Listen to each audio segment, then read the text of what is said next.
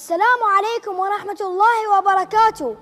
التقى الصيام والإفطار ودار بينهما هذا الحوار. السلام عليكم ورحمة الله وبركاته أخي الحبيب. وعليكم السلام ورحمة الله وبركاته. ما اسمك؟ اسمي هو الإفطار. وما معنى الإفطار؟ هو أنني أتناول الطعام والشراب في أي وقت أريد. وأنت ما اسمك؟ اسمي هو الصيام. ومعنى الصيام؟ هو أن يمتنع عن الطعام والشراب منذ طلوع الفجر حتى غروب الشمس طاعة لله تعالى.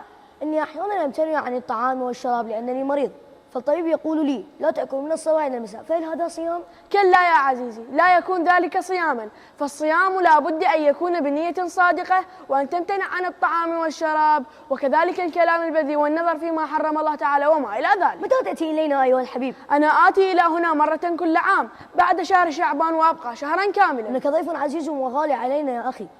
على من تجب هذه العبادة العظيمة؟ هل يمكنك أن تخبرني؟ نعم بكل سرور يا عزيزي.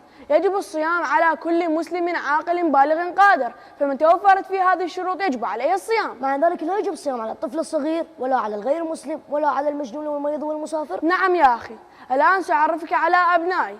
هذا هو ابني الأكبر اسمه الحكمة من الصيام.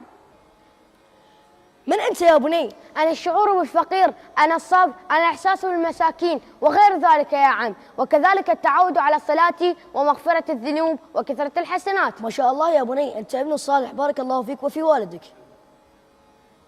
الآن سأعرفك على ابني الثاني آداب الصيام. دعني أعرفك بنفسي يا عم. تفضل يا بني. دوري هو تعجيل الإفطار بمجرد سماع الأذان بعد الصلاة مباشرة، والإفطار على تمرات، والإكثار من الصدقات، والبعد عن المعاصي والمحرمات، والإكثار من فعل الخير، والشيء المهم قراءة القرآن وغيرها الكثير يا عم. ما شاء الله يا بني، أنت ابن بار حفظك الله.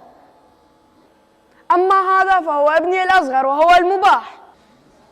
يا عم أنا من يباح لهم الإفطار، وهم من يسافر سفرا طويلا والمريض والكبير بالسن وغير ذلك. ما شاء الله يا بني، أنت ابن بار.